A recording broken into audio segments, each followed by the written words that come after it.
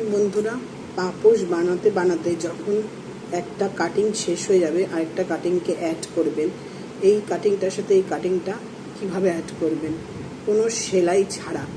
এই যে একটা উপরে আরেকটা বসাবেন, এইবারে দুটো একসাথে নিয়ে এরকম একটা কাট দেবেন। দুটো কিন্তু একসাথে বসিয়ে একটু এই লেভেলটা থেকে একটু দূরে এই যে এই কাটটা দেবেন। লেভেলটা থেকে দূরে এই যে একটা কাট দিয়েছি, দেখুন ছোট্ট একটা কাট, দুটো কিন্তু একসাথে কেটেছি। এইবারে একটার উপরে আরেকটা যে বসানো ছিল এইটার লাস্ট প্রান্তটা নিয়ে এই পেছন দিক দিয়ে এসে এই যে পেছন দিক দিয়ে এলাম, এসে এই যে এই জিনিসটাকে এবার ভেতর দিয়ে ঢুকাচ্ছি। ঢুকিয়ে এটা আস্তে আস্তে টানবেন। দেখুন দুটো জিনিস একসাথে জুড়ে গেল কিন্তু কোনো সেলাই ছাড়া।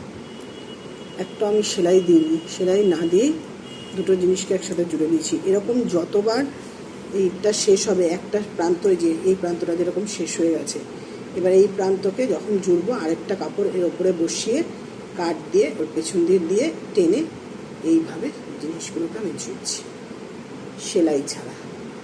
এইভাবে করতে করতে একটার সাথে একটা জুড়বেন। এই যে আস্তে আস্তে আমি জিনিসটা বড় হচ্ছে, এই যে করছি।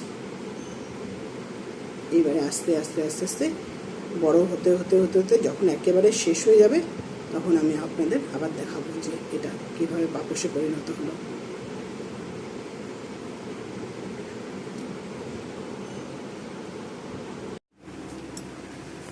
বন্ধুরা, আমি যে পাপোশটা তৈরি করছিলাম এই যে সাদা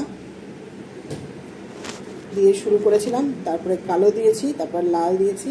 এই যে পাপোশটা রেডি হয়ে গেছে, দেখতে পাচ্ছেন রেডি হয়ে গেছে। এইভাবে আপনারা বাড়িতে পাপোশ বানাতে পারেন।